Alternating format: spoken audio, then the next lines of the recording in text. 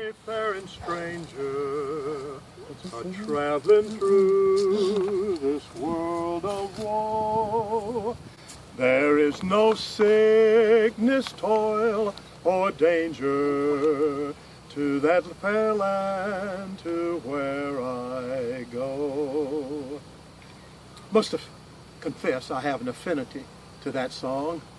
I've always considered myself a wayfarer, a stranger, a sojourner, so to speak, on this earth. But forgive me.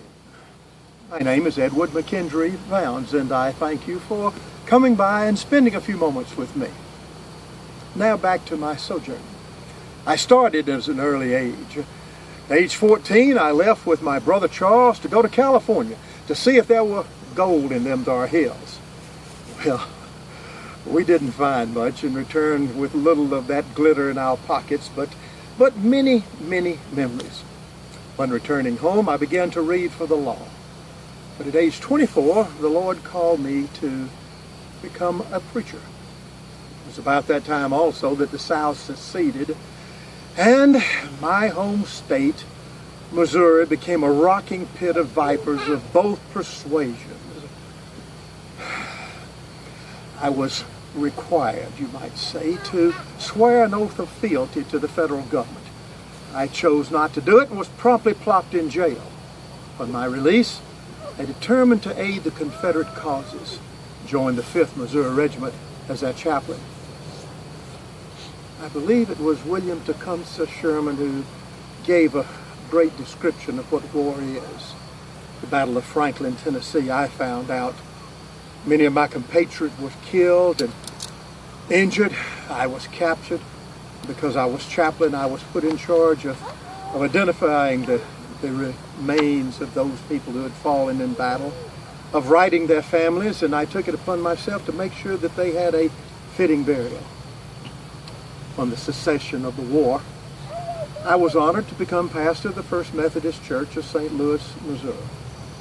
But my heart called me further south, still wandering.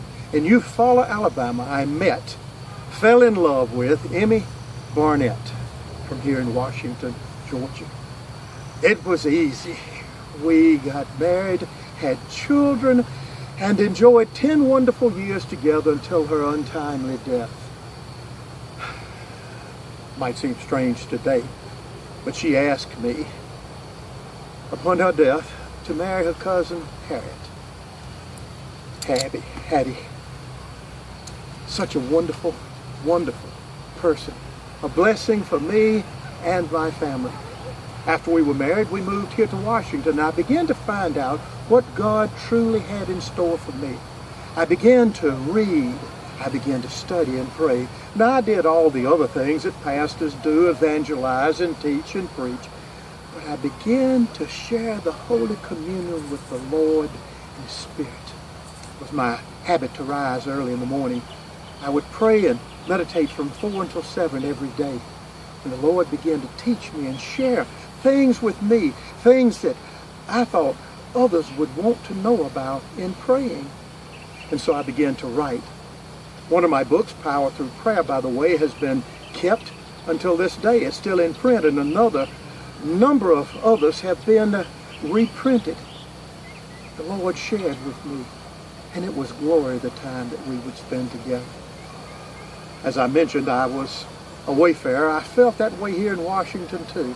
For although it was my home and I loved it, I was never accepted by the other pastors.